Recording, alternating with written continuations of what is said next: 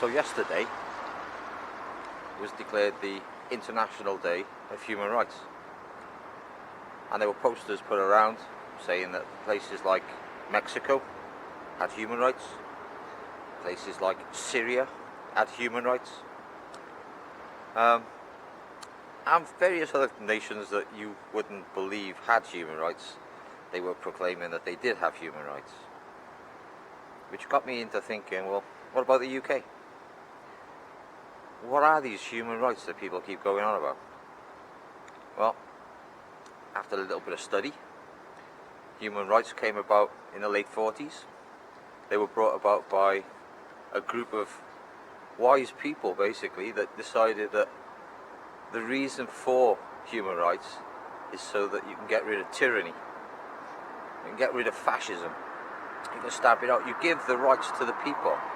The people don't have to be controlled in such a manner as is tyrannical. So I thought I'd come here, which is the Welsh office. The Welsh Government reside in these two buildings behind me, Cathays Park 1, Cathays Park 2. Fantastic buildings. Just unfortunate that they're housing a bunch of shitheads that don't seem to give a toss about business. But anyway, that aside, I thought I'd read you the first page, the preamble of the Universal Declaration of Human Rights, because it's interesting. So, preamble. Whereas recognition of the inherent dignity and the equal and inalienable rights of all members of the human family is the foundation of freedom, justice and peace in the world. And whereas disregard and contempt of human rights has resulted in barbarous acts which have outraged the conscience of mankind, and the advent of a world in which human beings shall enjoy, did you get that word? Shall enjoy freedom of speech and belief, and freedom of fear and want, has been proclaimed as the highest aspiration of the common people. So that's what the common people are after. We're after freedom from fear and want. Do you feel like we've got freedom from fear at the moment? Isn't this just a massive fear-mongering exercise, this pandemic? It's a form of control by the elite. So I sidestepped the issue though, back to the preamble. Whereas it is essential, if man is not to be compelled to have recourse as a last resort to rebellion against tyranny and oppression. Now that's written down in the preamble. Against tyranny and oppression, that human rights should be protected by the rule of law. Is the rule of law really protecting our human rights at the moment? I feel that it isn't. Whereas it is essential to promote the development of friendly relations between nations. Whereas the people of the United Nations have, in their charter, reaffirmed their faith in fundamental human rights, in the dignity and worth of the human person, and in the equal rights of men and women, and have determined to promote the social progress and better standards of life in larger freedom. So that's what we're aiming for, life in larger freedom, not more controlled life in larger freedom. Whereas member states have pledged themselves to achieve, in cooperation with the United Nations, the promotion of universal respect and the observance of human rights and fundamental freedoms, whereas a common understanding of these human rights and freedoms is the greatest importance for the realization of this pledge. Now, therefore, the General Assembly proclaims this Universal Declaration of Human Rights as a common standard of achievement of all peoples and all nations, to the end that every individual and every organ of society, keeping this declaration in constant mind, shall strive by teaching and education to promote respect for these rights and freedoms, and by progressive measures, national and international, to secure their universal and effective recognition and observance, both among the people of the member states themselves and among the peoples of the territories under their jurisdiction. Article 1.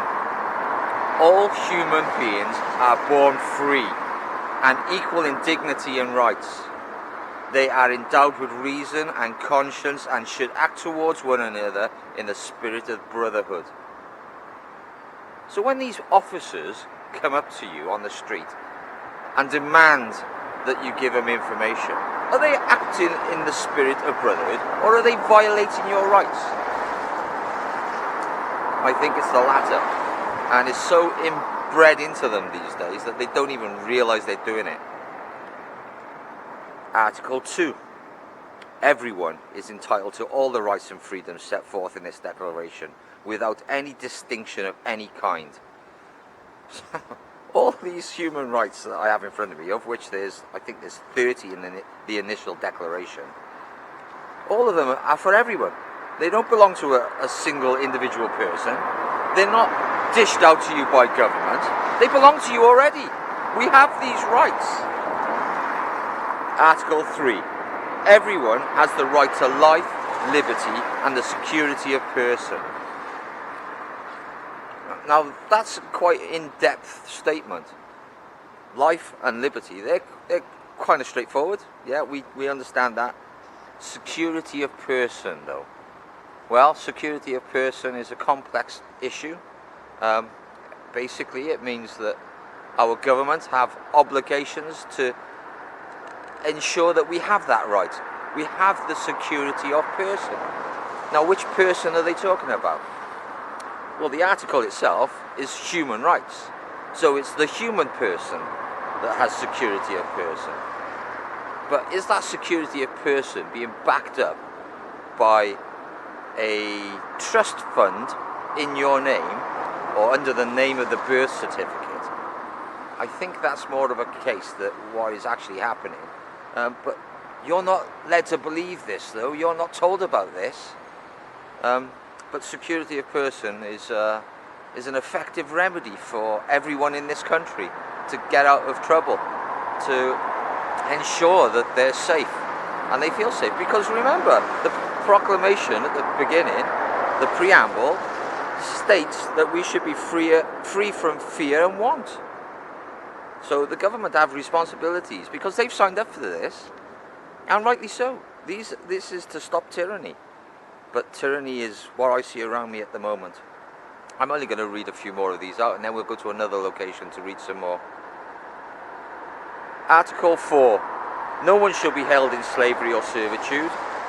Slavery and slave trade shall be prohibited in all its forms. Well, slavery and slave trade and servitude. Is it not the case that we are forced to pay taxes, forced to give up our wealth and hand it over because you know if you don't, you're going to go into prison? But here's on Article 4, it says, no one shall be held in slavery or servitude. Well, I don't have the option to step aside from paying tax. Or do I? Do I have that option? But it's masked, it's been hidden under all the garbage that they pour on you through school, under the obligations to be a citizen. Well, do you know what? Some people just don't want to be a citizen. Some people just want to live their life as a human. Article 5. No one should be subjected to torture or cruel, inhumane or degrading treatment or punishment. Well, that's self-explanatory. And no one should be allowed to feel that they're being tortured. Article 6. This is probably my favourite article, and it's so basic. Everyone has the right to recognition everywhere as a person before the law. Well, that seems quite obvious, doesn't it? That you should be recognised before the law. But it's a right. It's not an obligation. So when you've got authority figures insisting that you hand over your ID, well, excuse me, but I'm exercising my right, which I have. Article 6 says I have a right to recognition everywhere as a person before the law. Well, I choose not to exercise that right. I choose to stand in front of these people as a human, as a man, as a free man on the land. I'm not obliged to tie into all their rules and their regulations. That's for people who want to be the citizen. But there are times where you just don't want to be the citizen. You just want to live your life to yourself. Article 7. All are equal before the law and are entitled without any discrimination to equal protection of the law. Do you feel like you're getting equal protection of the law at the moment? I sometimes wonder. I feel that they're more oppressive now than they ever have been. The police, that is. Because it's the police that have taken on this role of enforcing these acts upon us. But some politicians are seeing it for what it is and thinking, well, why should these acts be enforced upon the people? And some politicians do wish that the law would back off. Harriet Harman is head of the cross-party committee on human rights, and she said that we're in danger of becoming a police state, and that these acts should be only acted upon and enacted in the most extreme of cases, where it's obvious that people are out to do harm. But if you just sat on a park bench, minding your own business or walking your dog, you shouldn't be accused of loitering and told that you've got no business being there. You've got every right to be there.